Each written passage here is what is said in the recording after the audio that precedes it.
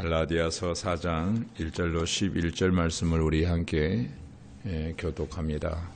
내가 또 말하노니 유업을 이을 자가 모든 것의 주인이나 어렸을 동안에는 종과 다름이 없어서 그 아버지가 정한 때까지 후견인과 청지기 아래에 있나니 이와 같이 우리도 어렸을 때에 이 세상의 초등학문 아래에 있어서 종노릇하였더니 때가 참에 하나님이 그 아들을 보내사 여자에게서 나게 하시고 율법 아래에 나게 하신 것은 율법 아래에 있는 자들을 속량하시고 우리로 아들의 명분을 얻게 하려 하심이라.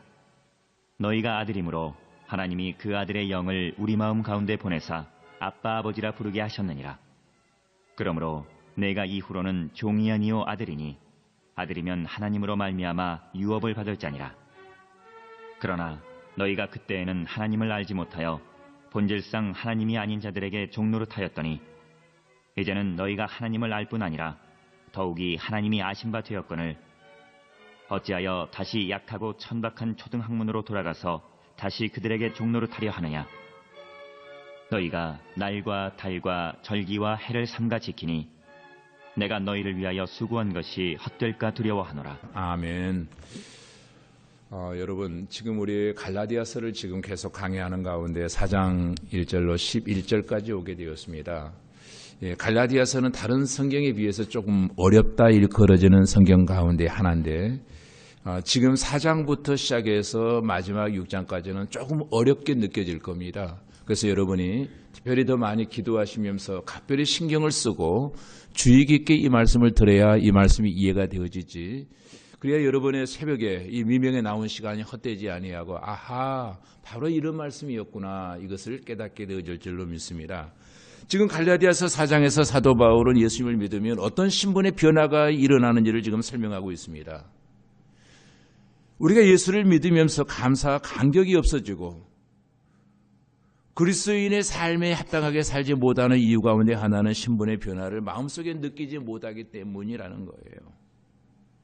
우리가 예수님을 믿기 전에는 이 세상 종의 신분이었다고 분명히 3절에 말하고 있습니다. 예수님을 믿지 않는 이 세상의 모든 사람이 전부 신분이 같아요. 그래서 갈라디아서 4장 3절에 보면은 이와 같이 우리도 어렸을 때에는 이 세상의 초등학문 아래에 있어서 종노릇하였더니라고 말합니다. 여기 종이라고 하는 말은 성경에서 누누이 사용해 왔습니다만은 갈라디아서 4장에서는 바울이 조금 색다른 종의 이야기를 지금 하고 있습니다. 우리가 어디에서 종이 되었다고 말하고 있습니까 지금? 맞아요. 이 세상의 초등학문의 종이었다는 겁니다. 이 세상의 초등학문. 근데 9절에 가서는 약하고 천박한 초등학문이라고 말하는데 여기에서는 이 세상의 초등학문이라고 말해요. 여러분 초등학문이라고 하면은 어떤 것을 말합니까? 초등학교에서 배우는 학문을 초등학문이라고 말합니다. 그러니까 언어로 보면은 초등학문이라고 하면은 학문의 ABC를 초등학문이라고 말해요. 소위 말하면은 학문의 기초 지식이라는 거예요. 우리가 언제 기초 지식의 종이 되었습니까? 그리고 기초 지식의 종이 된다고 하는 것이 그렇게 나쁜 말입니까? 오늘 사도 바울의 말에 여러분 귀를 기울여 보시기 바랍니다. 아주 의미심장한 말을 지금 사도 바울이 하고 있어요. 사도 바울은 초등학문의 종노릇 하지 않고 지금 여기에 보면 어디에 종노릇 했다고 해요? 이 세상의 초등학문에 우리가 한때 종노릇 하고 있었다는 이야기예요. 그런데 오늘 본문을 자세히 읽어보니까 이 초등학문에 대해서 몇 가지 말하고 있습니다. 9절입니다. 이제는 너희가 하나님을 알 뿐만 아니라 더욱이 하나님이 아신 바 되었거늘 어찌하여 다시 약하고 천박한 초등학문으로 돌아가서 다시 그들에게 종노릇 하려 하느냐. 여러분 9절에서는 사도 바울이 또 색다른 표현을 하고 있습니다. 이 초등학문은 약하고 천박하다는 거예요. 그뿐 아닙니다. 8절에 보니까 또 이렇게 말합니다. 그러나 너희가 그때에는 하나님을 알지 못하여 본질상 하나님이 아닌 자들에게 종노릇하였더니 도대체 무슨 말을 하고 있는지 여러분 헷갈리시죠? 많이 해석해 주지 아니하면 여러분 이 말씀을 이해할 수가 없어서 주의 깊게 들으라는 말씀이에요. 3절에서는 우리가 이 세상 학문의 초등 학문의 종이 되었다고 말하고 8절에서는 본질상 하나님이 아닌 자들의 종이 되었다라고 말합니다. 그러면 여기 본질상 하나님이 아닌 자는 이 세상의 영을 말합니다.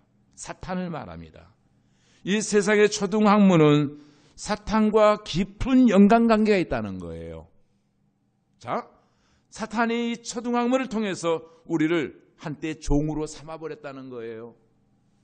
그러면 이 세상 초등 학문은 약하고 천박한데 이 부모 말씀을 잘 읽어보면 여기서 말하는 세상의 초등 학문은 바로 율법을 말하고 있는 거예요. 율법.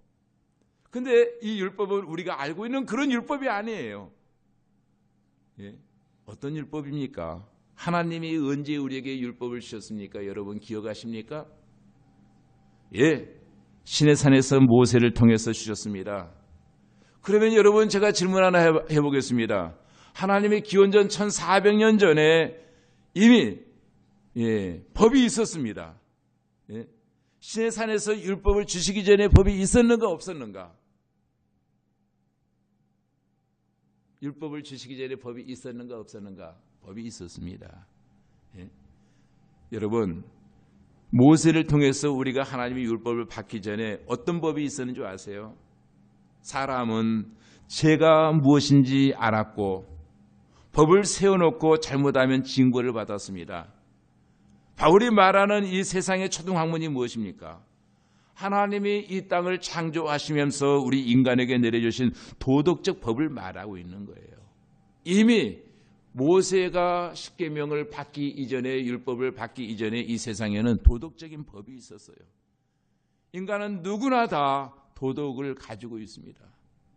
이 도덕적인 법을 우리는 양심에 기록해 두었다는 거예요. 그러니까 세 가지 법이 있었어요. 율법을 받기 전에. 이걸 지금 말하고 있는 건 바울이 말하는 것은 도덕법이 있었고요. 양심의 법이 있었고요. 행위의 법이 있었어요. 그 당시. 그러니까 여기에서 율법이라고 하는 세 가지를 통틀어서 지금 말하고 있는 거예요. 예? 자, 그래서 우리가 아무리 흉한 죄인일지라도 죄를 지었을 때는 그 양심이 찔리는 법입니다. 물론 사람에 따라 그 정도의 차이는 있습니다. 하나님이 우리에게 주신 양심의 법 아래 종노릇하고 있었다는 거예요. 여기서 이 세상의 종노릇하고 할 때는 하나님이 이러한 우리에게 어떤 일을 하셨습니까? 이 양심, 이 세상의 초등학문은 바로 천박하고 약한 것이다 라고 말했습니다. 왜 그렇습니까? 우리 양심 따라 우리의 의로운 행위로는 우리의 도덕적인 법으로는 노력으로는 하나님 앞에 의로워질 수 있는 사람이 아무도 없다는 거예요. 그런데 갈라디아 교인들이 하나님을 믿는다 하면서 양심을 앞세웁니다. 도덕을 앞세웁니다. 행위를 앞세웁니다. 그러면 의로워질 줄 알았어요. 그걸로는 안 된다는 거예요. 이 세상에 우리에게 주신 양심, 도덕의 법, 행위의 법으로 말미암아 하나님 앞에 나아갈 수 있고 의로울 수 있는 사람이 한 명도 없다는 거예요. 그래서 사도 바울은 9절에 그것을 말하고 있는 거예요. 이 세상의 초등학문은 약하고 천박한 것이다. 아무런 힘을 발휘할 수 없다. 너희 양심으로 스스로 의로운 척할 수 있고 네 의를 자랑할 수는 있지만 하나님 앞에 그것은 더러운 똥만 또 못한 것이다. 그 의는. 그런데 이 세상의 초등학문과 악한 영은 도대체 어떤 연관이 있는가 하는 말이에요. 하나님은 이 세상의 초등학문, 즉 양심을 통해서 우리가 하나님 앞에 나갈 수 있도록 하시지 않았다는 거예요. 지금 사도 바울은. 그건 너무 약하다는 거예요. 그건 정말로 천박하다는 거예요. 하나님 십자가에 비교한다면은. 그럼 하나님이 주신 양심과 도덕적 법과 율법을 가만히 비춰보면은 그 하나님이 원초적으로 주신 도덕의 법, 양심의 법, 행위의 법으로 내 자신을 비춰보면은 우리가 우리 자신을 안다는 거예요. 아, 나는 환자구나. 나는 병이 들었구나. 이 세상의 힘으로는 내 힘으로는 고칠 수 없는 중병에 걸린 사람이구나. 그래서 나에겐 정말 예수 그리스도가 필요하고 예수 그리스도가 나가지 아니하면은 나는 치료받을 수 없는 존재로구나. 이것을 깨닫게 하시려고 하나님이 초등학문을 주셨는데 초등학문의 진정한 의미를 많은 사람이 깨닫지 못했다는 거예요. 이것 때문에 하나님이 초등학문을 허락하신 거예요. 그런데 사탄이 이 원래의 목적을 바꿔버렸다는 거예요. 그래서 초등학문과 사탄은 상당히 상관관계가 있다고 제가 서두에 말씀드렸잖아요. 왜 상관관계가 있는가? 하나님의 초등학문을 주신 목적은 우리 스스로 의인이 될 수 없다고 하는 사실을 깨닫게 하려고, 사람들에게 의로운 척하고 양심이 깨끗한 척하고 도덕적으로 완벽한 척하지만 우리 안에 죄는 내가 잘 알고 있잖아요. 죄악 덩어리인 걸 내가 잘 알고 있잖아요. 사람들에게는 저 사람 선해, 저 사람 진짜 신실해 라고 말하지만 내가 내 자신을 안다는 거예요. 그런데 내 자신을 아는 내가 나는 죄인이구나, 나는 어쩔 수 없는 존재구나 라고 하는 것을 알게 하려고 하나님이 초등학문을 주셨는데 사탄이 이 목적을 바꿔버린 거예요. 어떻게 바꿔버렸습니까? 너는 양심으로 착한 행실로 의로워질 수 있어. 너는 그 정도면 굉장히 착한 사람이야. 얼마든지 너는 예수 안 믿어도 넌 천국 갈 수 있는 사람이야. 십자가가 필요 없어. 너는 너무 도덕적으로 살았기 때문에, 네 양심이 깨끗하기 때문에 사탄이 자꾸 우리를 깬다는 거예요.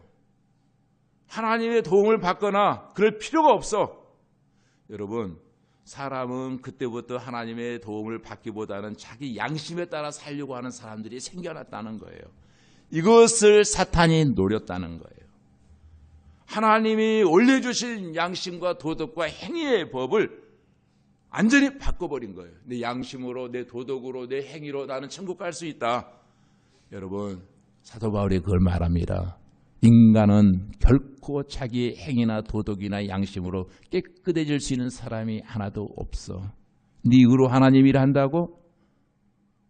의로우니까 하나님 일한다고? 거짓말하지 마. 너는 의롭지 않아. 네 양심이 깨끗하기 때문에 너는 하나님께 칭찬받는다고 더러운 소리 하지 마라. 너는 양심이 깨끗하지 않아. 네 행위로 하나님을 한다고? 그게 바로 네 의야. 십자가 필요 없다는 말이야. 그 말이. 너는 절대 네 의로 하나님 일을 할 수가 없는 존재야. 지금 이 말을 하고 있는 거예요. 십자가를 붙들지 아니하면은, 갈보리의 십자가 앞으로 나아가지 아니하면은 하나님 앞에 의롭다 인정함을 받을 존재가 아무도 없다는 거예요. 하나님이 그 목적을 위해서 우리에게 양심을 주시고 도덕을 주시고 행위의 법을 주셨는데 그걸로 사람들은 의로워지려고 몸부림을 치고 있더라는 거예요.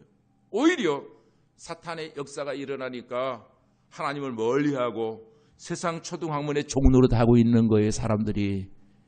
그런데 중요한 것은 오늘날도 예수 믿는 사람들이 이러한 마음으로, 이러한 자세로 예수를 믿는 사람이 허다하다는 겁니다.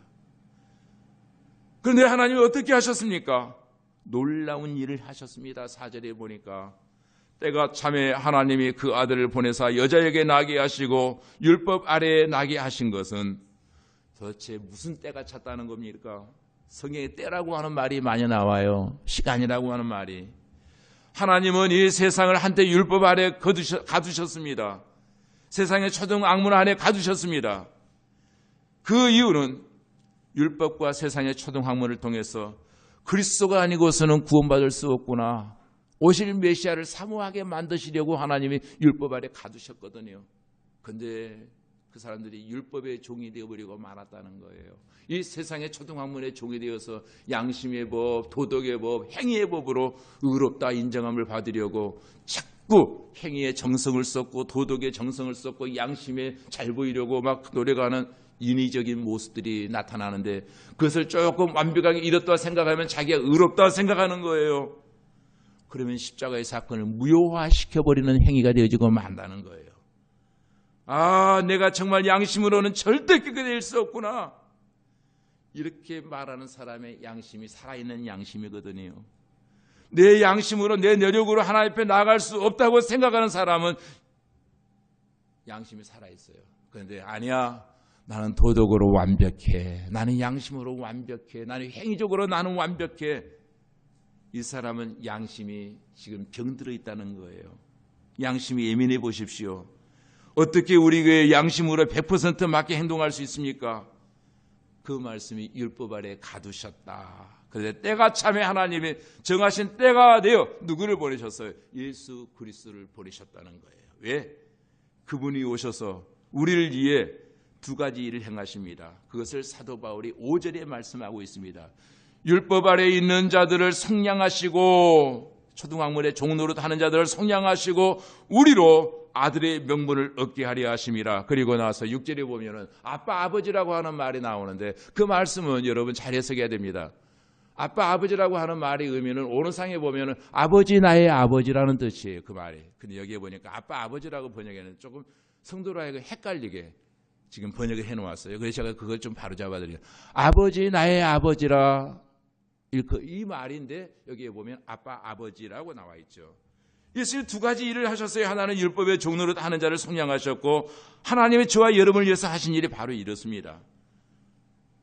저와 여러분이 예수 그리스도를 영접했을 때 우리의 죄에서 속량했을 뿐만 아니라 이 세상에 지으신 하나님의 아들로 삼으셨다고 성경은 말합니다. 자, 두 가지 일을 하셨죠. 우리의 죄를 속량, 삭제해 주셨고 우리로 하여금 자녀의 권세를 주셨다는 거예요. 8절로 11절을 읽습니다. 시작.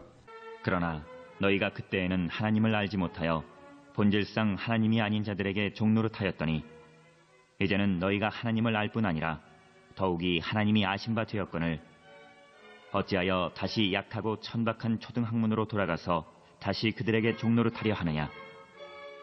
너희가 날과 달과 절기와 해를 삼가 지키니 내가 너희를 위하여 수고한 것이 헛될까 두려워하노라.